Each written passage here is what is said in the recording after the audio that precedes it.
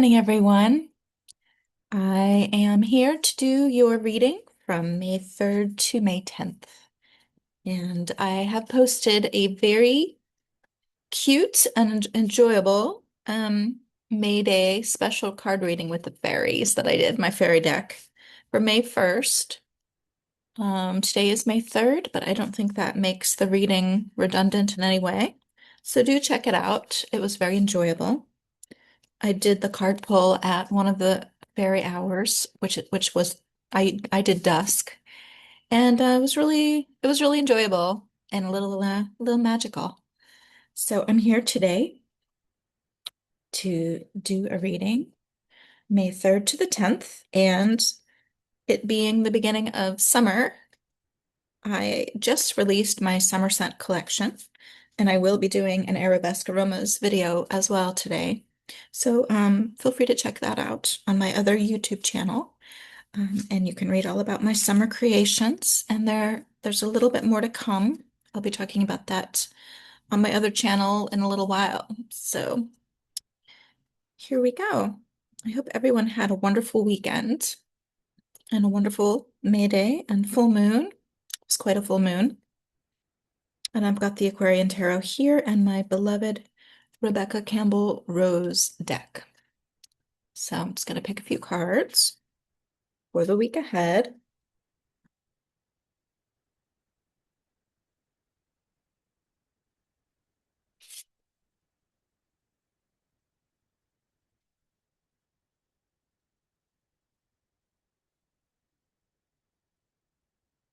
How lovely. Very lovely.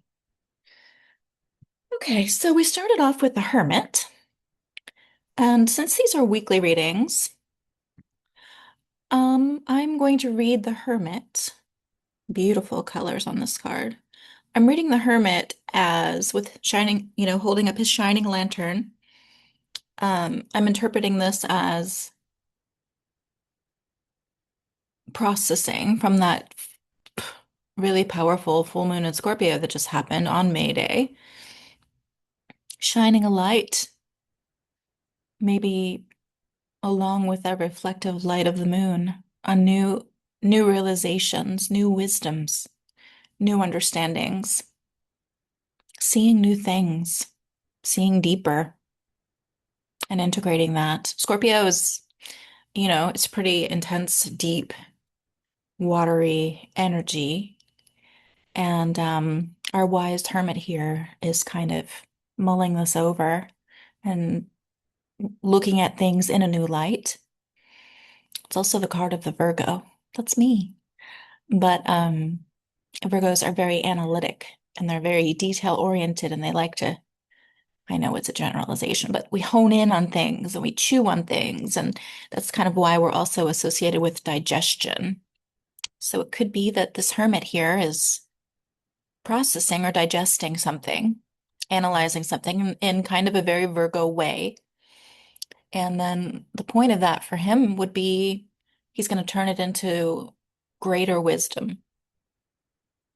So, yeah, it's a nice card to start off with. I love the colors and how they're reflected in my book back there. Yeah. Okay. So, and then we got the Two of Coins. So this is a material card. This is coins. So it's the earth element.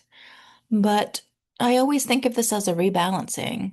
So perhaps this shed light on something that needs to be rebalanced, reintegrated, restructured, considered from more than one point of view. Perhaps it's actually even having a material effect in some way, but it's like a two, so it's got that tension of this or that, a seesaw kind of tension. So looks like a lot of internal energy this week and kind of reconsidering and restructuring, maybe rebalancing, re-solidifying.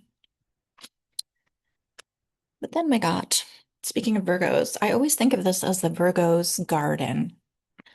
This is the Nine of Coins, and it's one of my favorite cards. And I love seeing this woman in her garden, which for me is like super abundant when I'm in my garden with her bird. And this is a card of feeling really solid within oneself, and it is coins.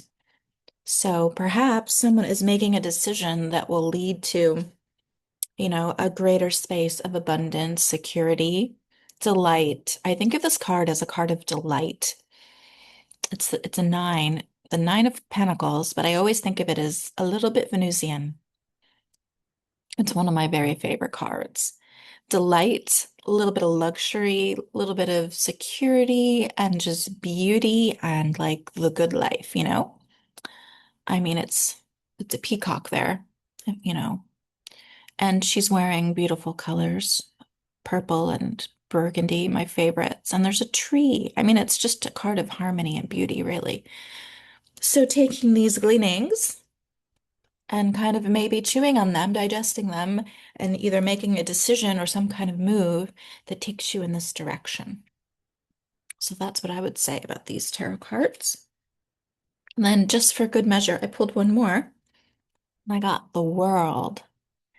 So we've talked about the world, but I'm happy to talk about it again. I love when I get this card. I think I mentioned in another video how it always reminds me of a fresh new Moleskine notebook with your favorite pen and just these blank pages. And you just open the cover. You can smell that notebook paper smell. And now what are you going to write? You've got the world right here. It's like at a point, a new point, a turning point, the beginning. And what are you going to do with these blank pages and the luxury of being able to write by hand, which is one of my favorite things to do? What will you create? What will you lay out on paper that's going to become real? And what about this, spoke to you that you would want to put down and make real? Because you've got a turning point, you've got a new beginning, you've got a chapter completed, and then that means another one starts. And how does this look? And like, how do you want to put these two together? And what do you want to do? So forward movement, it's really nice. Yeah, I was thinking last night from this is a personal perspective of getting a new pet.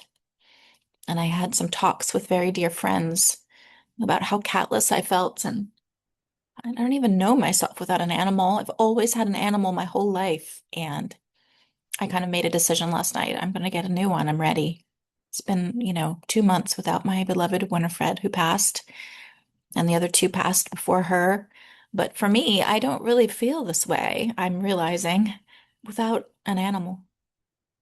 So it's something that makes me feel more completed, like this woman with her peacock. So it's kind of like that.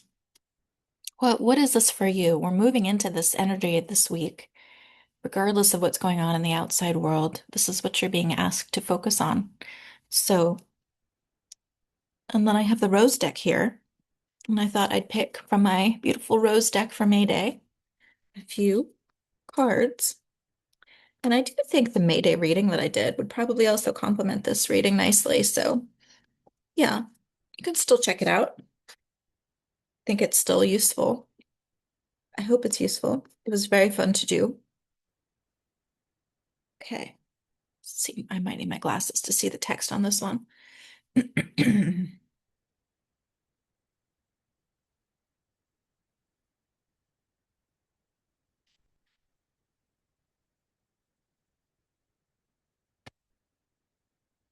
Oh. Hmm. So speaking of empty Moleskine notebooks and the world card, so we got open and it says, say yes. Say yes. Get a new cat in my case. Say yes. Gosh, it's dark. I can't even read what that says. Expand through extremes. Trust life. And that too, maybe, is very much this. Well, should I get a cat? Can I afford a cat?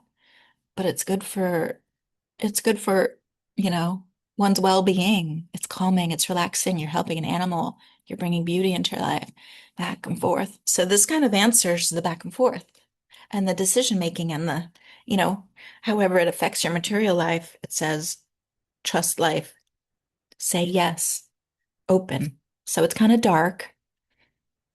But this woman is definitely opening up to something new, a new idea, a new desire, a new way of living.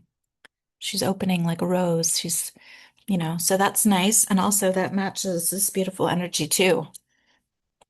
What are you going to write down in your notebook on your brand new page? What is it going to be?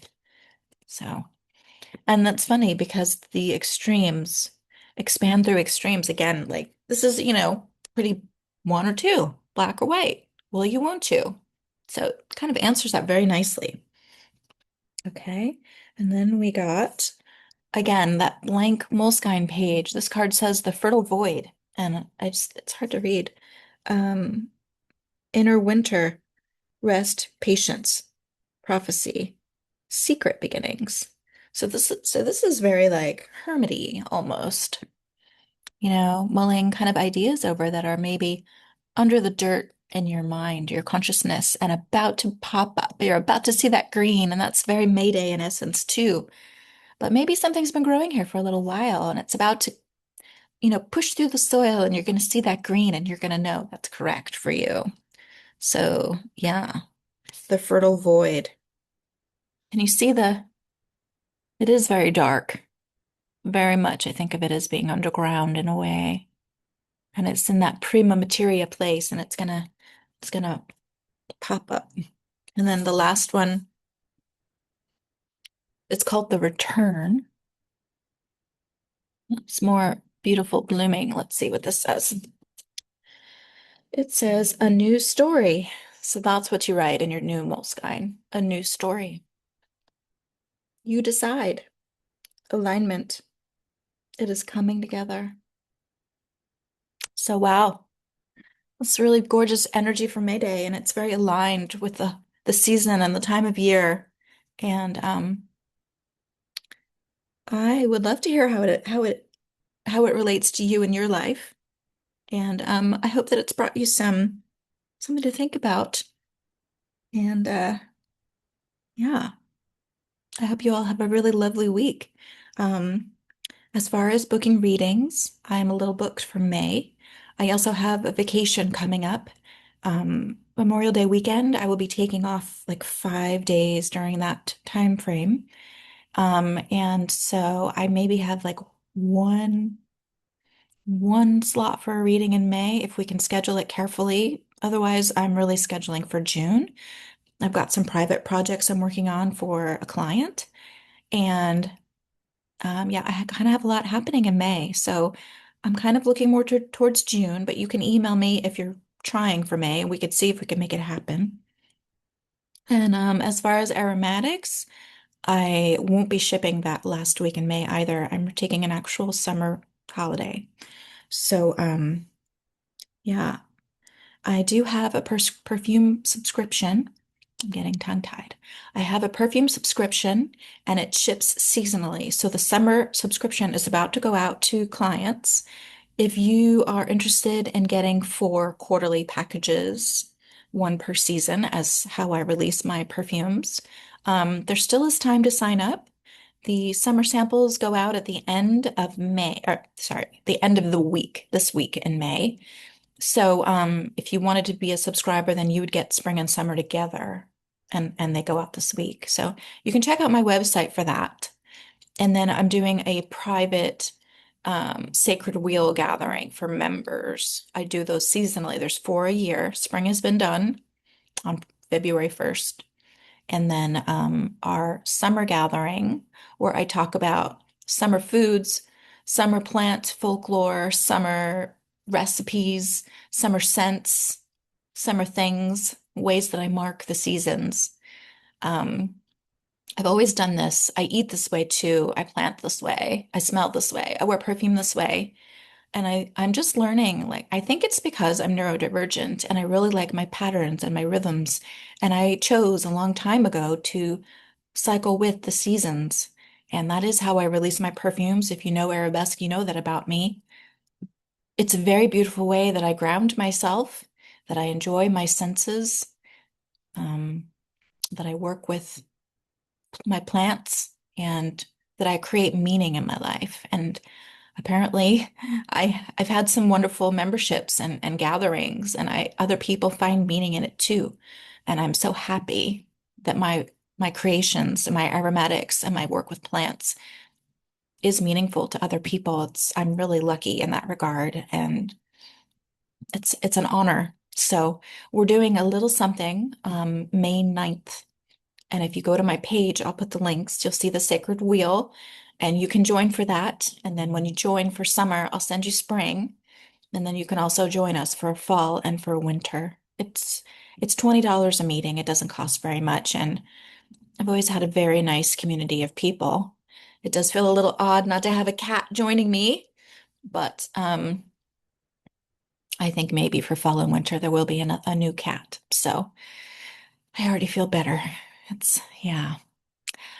So I'm going to put some of my links, and I hope everyone has a really lovely week. And it looks like we've got a lot of thinking and growing to do. So I'll be back next week. And thank you so much. Bye bye.